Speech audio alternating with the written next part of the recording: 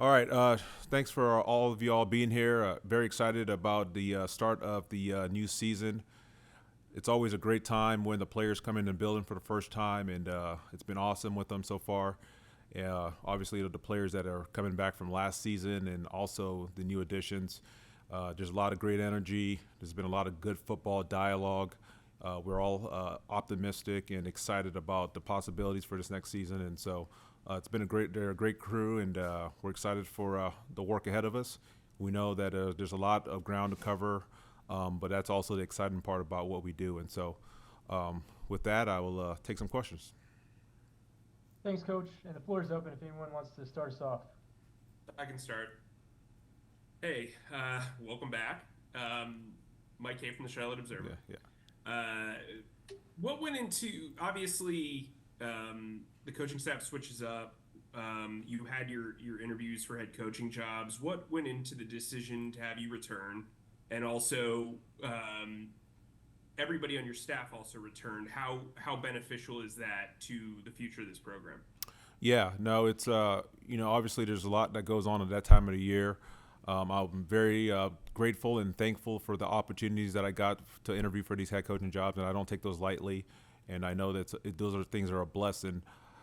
Coming back here was I'm very fortunate that Dave and Dan and Mr. Tepper gave me this opportunity to come back here.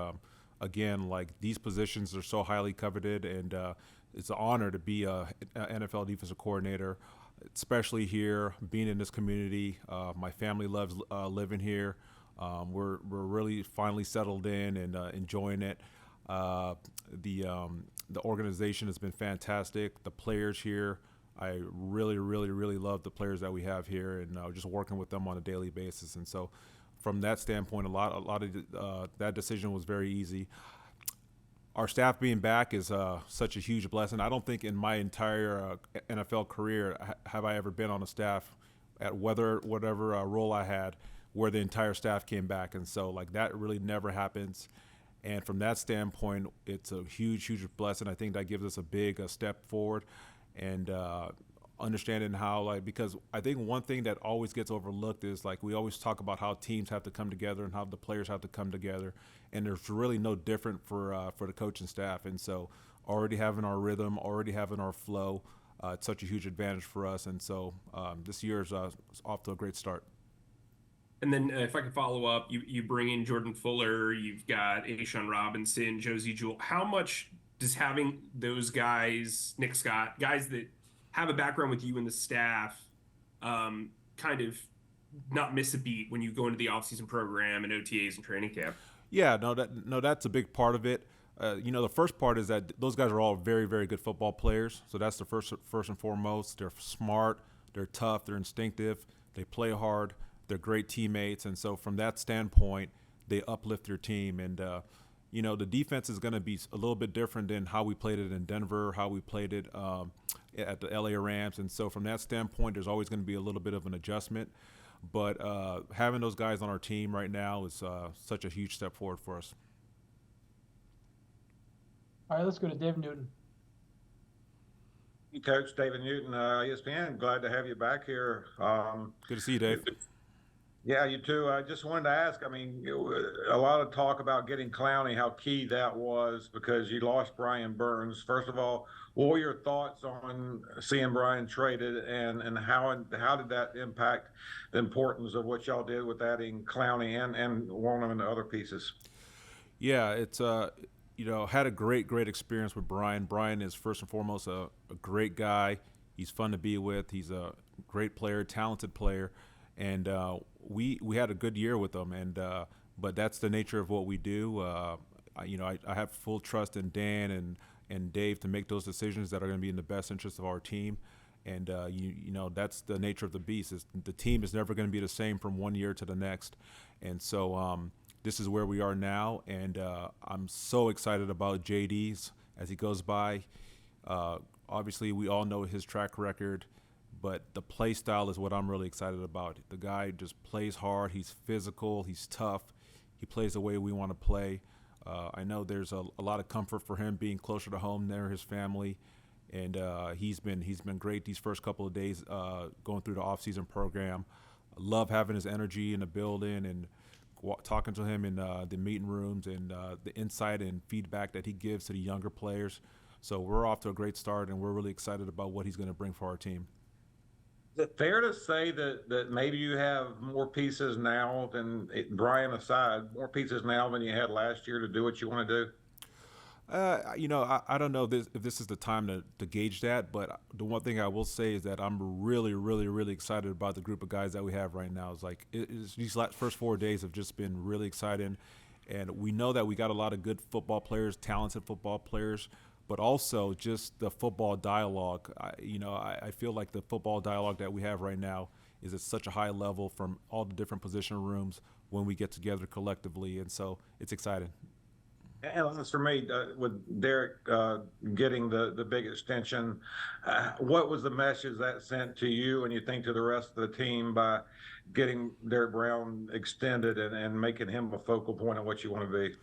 Well, I think the message for Derrick is about Derrick is that great guys that are talented players that work hard and do things the right way get rewarded, and that's exactly what happened.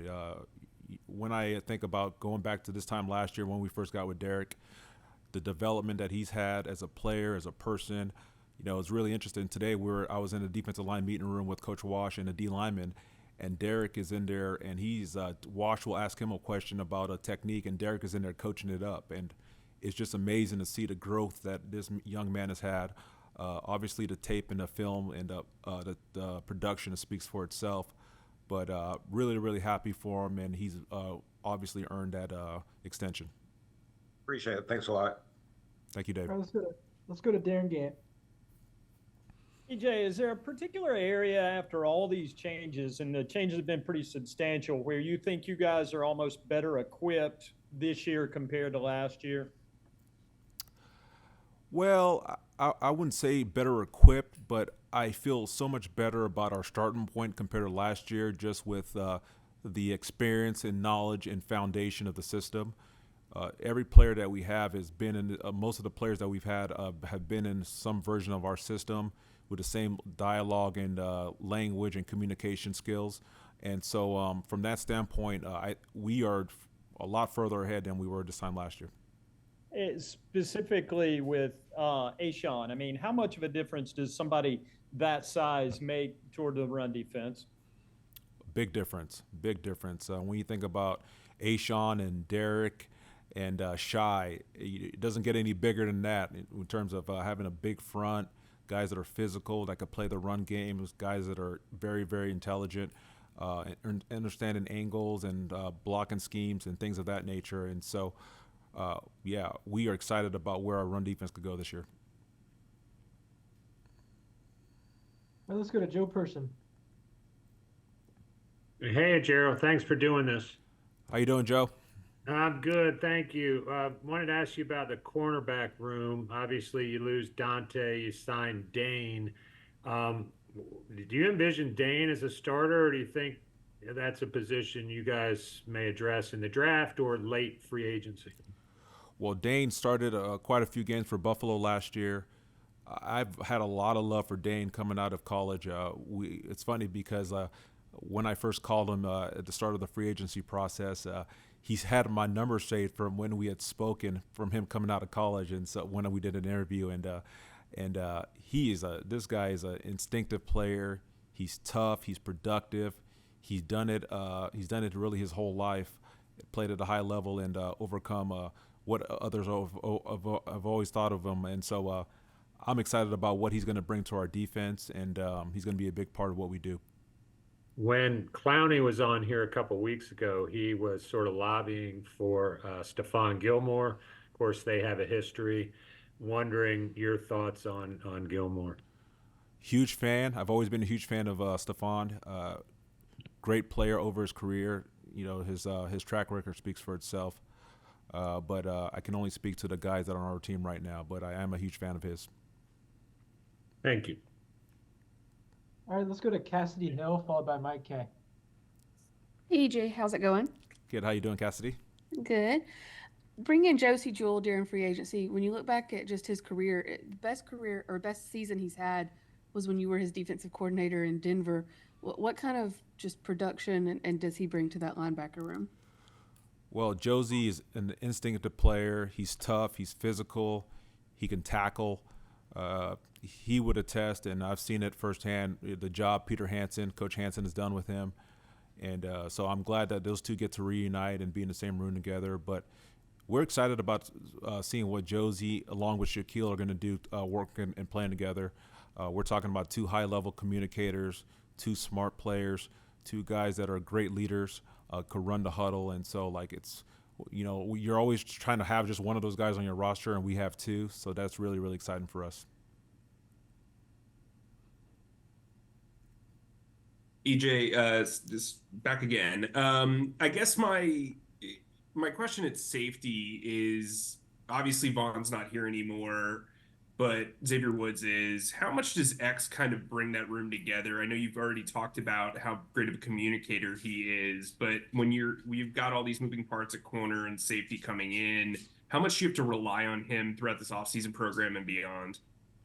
Yeah, he's a big part of what we do, and so we're always going to be relying on him. And what's exciting is that, like, that's why this part of the year is so important, because it's we're not doing anything on the field, but the secondary players and really all the positions just getting on the same page, communicating, working through problems. As much as we try to make the game black and white, we know there's going to be areas of gray, and that's why, especially in the secondary room, especially in the safety position, to have the guys that can communicate, that could think through problems, could be problem solvers, and Xavier is an example of that. All right, let's go to Christian Audisterk, followed by David Newton. Hey, AJ, how are you? Good. How you doing, Christian? Doing good, buddy. With the draft being so close, what kind of conversations have you and Dan had about upgrading through the draft, given no first-round pick? And is there any specific position you'd like to see you guys get stocked up on via the draft? Yeah, the dialogue of players in the draft and upgrading our team is always ongoing, and there's a lot of very, very good football players in this draft that we're excited about.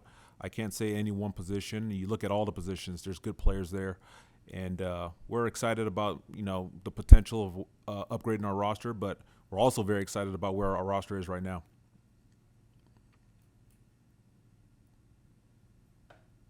Yeah, again, one more question. I wanted you to know what your impressions were of Dave Canales so far, and what's he bring to this organization that may have been missing.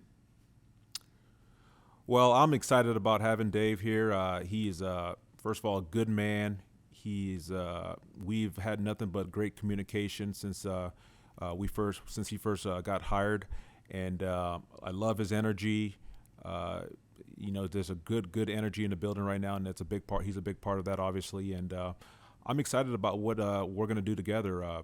Competing against him for many, many years when I was at the Rams, when he was at Seattle, and obviously even last year. I think he does a great job schematically. His offenses are always hard to play against, and so I'm glad that we're on the same team. Did he have to give you any kind of a good sell job to say, hey, this is why I want you here with me, or did you feel that right away? Well, no.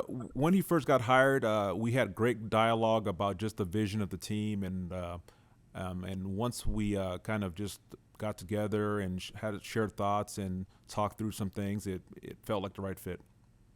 Appreciate it. We got time for a few more. Let's go to Joe Person and finish up with Cassidy Hill.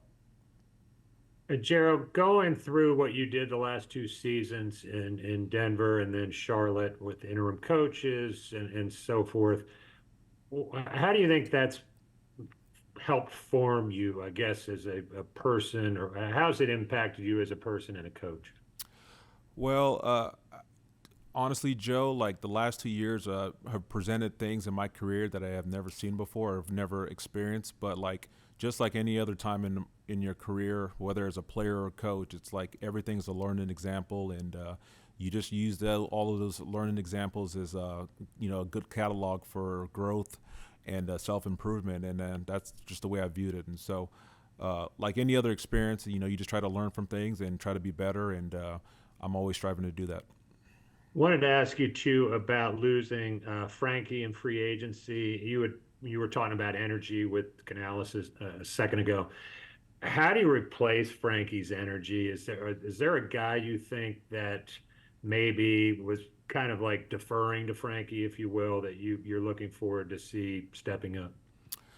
Yeah, Frankie, I can't speak highly enough of a player. I really, really love Frankie and love the player he was, love the person that he was, and will forever be in debt to him for just what he meant to me and how he helped our team. But as we talked about with Burns, the show moves on, and we're always moving forward in terms of what's best, best for the roster and best for our team, and there's going to be a lot of opportunities for people to fill that void, and we have a lot of guys that are vocal, that can play with juice and play with energy, that I feel will be good in that from that standpoint.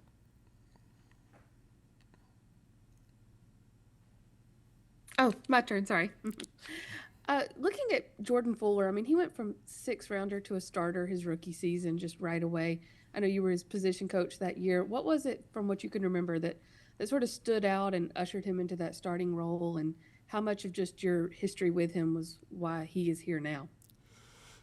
Yeah, Jordan is a very talented player. I think what really separates him is he's very intelligent, and he is very confident. And he's not a very, very loud person, but he's so self-assured and has such belief in himself. And just as importantly, he believes in his teammates. And so that allowed him to come in day one, and he works meticulously at it. So he's going to learn what he needs to learn. He's going to be ready to execute his assignments. He's going to put in the work in terms of taking care of his body, and he's very confident in his ability to get things done. And so that's why he's had the success he's had in the league. All right. Thanks, Coach. All right. Thank you all.